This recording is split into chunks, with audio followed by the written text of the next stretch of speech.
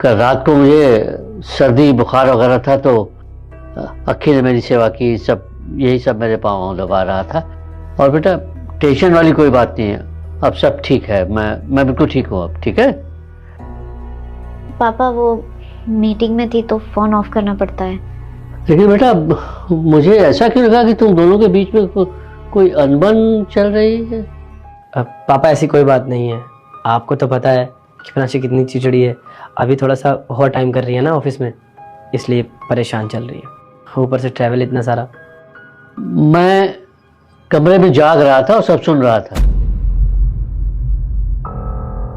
गलती आपकी नहीं है, गलती मेरी बेटी की है।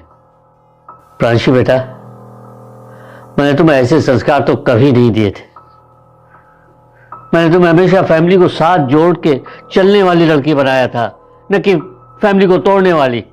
और मैं यहाँ क्या देख रहा हूं? तुमने मेरा सर नीचा कर दिया है बेटा, अफसोस है। पापा आप थे, मुझे लगा। तुम्हें क्या लगा प्रांशी कि वो मेरी मम्मी है ना? यही फर्क है तुम में और मुझ में।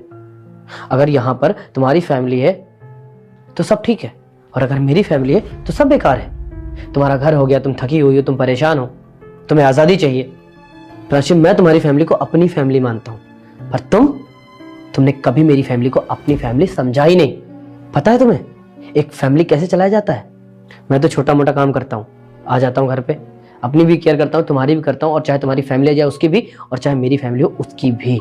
हाँ, मानता हूँ कि तुम मुझसे ज्यादा पैसे कमाते हो, मुझसे ज्यादा काम करते हो, लेकिन तुमने मुझे आज ये एहसास करा ही दिया कि मैं एक छोटा आदमी हूं। इस घर में मेरी कोई रिस्पेक्ट नहीं है। तुम्हें ऐसा लगा कि वो मेरी माँ है तो तुम्हारा पारा हाई हो गया, और जब तुमने देखा कि वो तुम्हारे पापा हैं तो तुरंत ही तुम्हारी टोन चेंज हो गई। प्रांशी, ऐसे रिश्ते नहीं चलते हैं जैसे तुम चला रही हो, और अगर तुम ऐसे ही रही ना तो ये रिश्ता ज्यादा दिन तक नहीं चलेगा। और मैं कभी नहीं चाहता था कि तुम्हारे पापा के सामने तुम्हारा ये असली रूप आए। अक्की बेटा, मैं यहां से जा रहा हूं क्योंकि मेरी बेटी ने मेरी इज्जत नहीं रखी।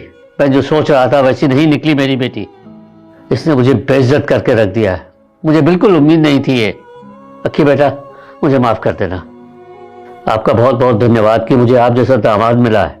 लेकिन अक्की बेटा, अब मैं यहाँ एक पल भी नहीं रुक सकता अपनी बेटी की वजह से। तो तुम क्या समझते हो खुद को?